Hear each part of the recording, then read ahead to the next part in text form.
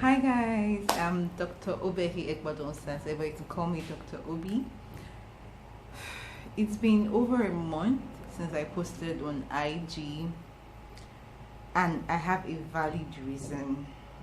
But before I tell you about that story, which is my story this time around, I just want to thank all of you guys who reached out to me for the love, for the support. I appreciate you guys. I do not take it for granted. So now let me give you the gist of what happened. Or like I usually say, first let me tell you this story. Rewind, okay. Before I start the story, it's crucial for you to know that COVID-19 is real, guys. Like, it's so real. And this is my story. I experienced it first hand. No jokes. This is not a drill. It's been a very tough time for me, but hey, I'm back.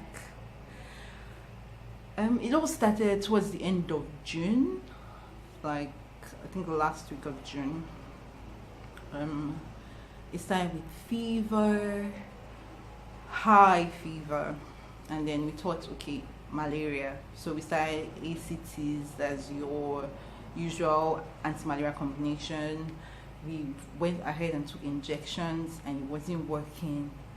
And then suddenly cough, which was productive, not even dry. And then difficulty breathing, guys. Like, we went the whole route. Ordinarily, normal respiratory cycle in an adult should be between 16 to 20 per minute. We were having like up to 60 cycles, guys. Like, it was crazy. At this point, had high index of suspicion of COVID-19. Like, could this be COVID? And then we went to a hospital, and that hospital is also the center for COVID-19. Guys, it's not the way I'm saying it, so I feel like I went to hell and back. Like, this is the first time I would say I was a patient, in quotes.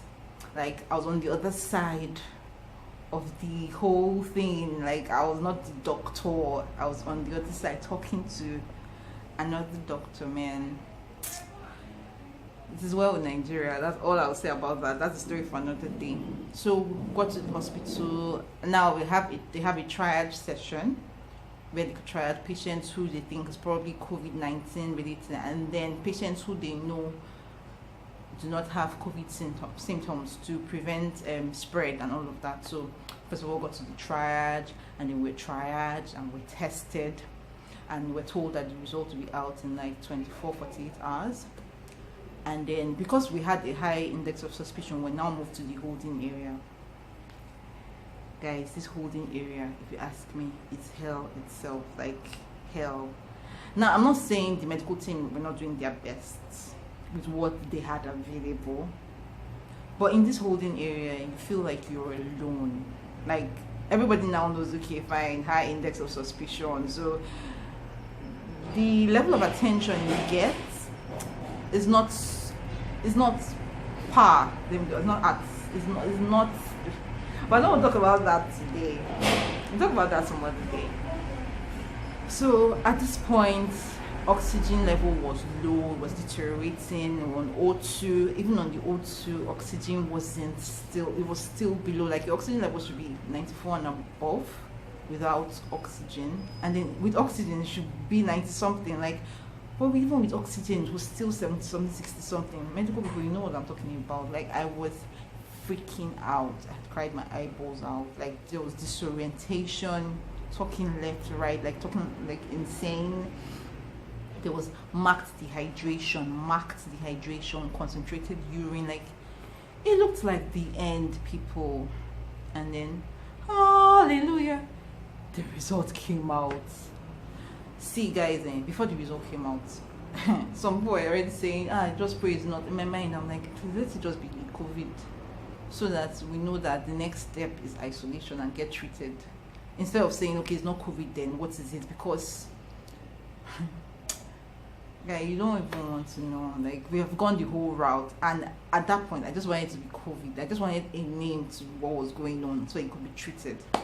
So the result came out. It was positive. We transferred to the isolation center. We spent about 2 weeks there. People are dying of this disease. People are dying left, right, center. I know how many people die every night, day. And yes, young people have this disease. Children, teens, especially the elderly, yes, we know that. But I know some people are walking around thinking, it doesn't affect young people. See, the key is your immune system. Like, how well your body is your soldier in this battle, guys. Like, you should be fit. If you're obese, please lose weight. If you are hypertensive, take your drugs. If you're diabetic, follow your diet, take your drugs. See, in this situation, if you snooze, you lose. Like, you need to be on your best, because if this virus gets you, see, you just need to be fit to overcome it. Fine, granted, there are people, I met people who just had loss of smell and loss of taste. That was just the only symptoms they had, and after that they were fine. But just what if you were like in this my situation where we went the whole route, like the cough, the temperature, dehydration, disorientation, oxygen desaturation, and no ventilators. See, your body is your weapon. So please, please, please, please, please. I know people think it's not real. See, I'm talking firsthand. This shit is real. And as of today, I'm just grateful to God that we survived it, because at a point I lost hope, guys. Like, I lost hope. Talking about it, as in remembering how I felt a couple of weeks ago. Man, it's just God. So if you're going out, please sanitize, mask up, like maintain social distance. This thing is not a joke. Just be aware. I don't want you to go around thinking it's not there and then just lose guard. Like, it is real. People are dying. It is real. This virus is real. So please be aware, be conscious, stay at alert. Another side gist is, okay, Nigerians now, they now hear that, okay, fine, this one has COVID-19, we start discriminating. I met a guy who told me how after he got his results, I don't want to mention names, but people came over to his house, suited up, with all the gadgets and everything in a bus, and stood outside his street and asked him to come out, and made it so officious and everything. And now everybody on his streets, once they see him, everybody clear. I don't blame them. Who doesn't want to enjoy life? This life is sweet. But he has been tested negative. So now what does he do? Does he have to go around his street members, like showing them, hey, I'm negative now? So I think the state government or the health team can do better in breaking that information, since people are not exposed enough to understand. He even told me his friend lost his job and was evicted from his house after treatment, and he was now tested negative. So people can do better. We can do a whole lot better. You understand?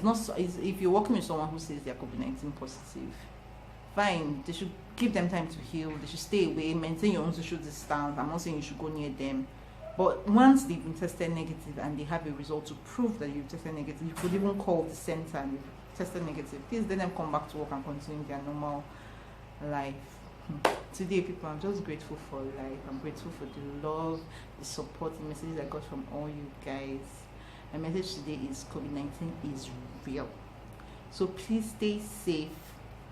Sanitize, mask up, social distance. If not for you, maybe your immune system is great, but how about your mom at home, your wife at home, your husband, your kids, your brothers, your sisters?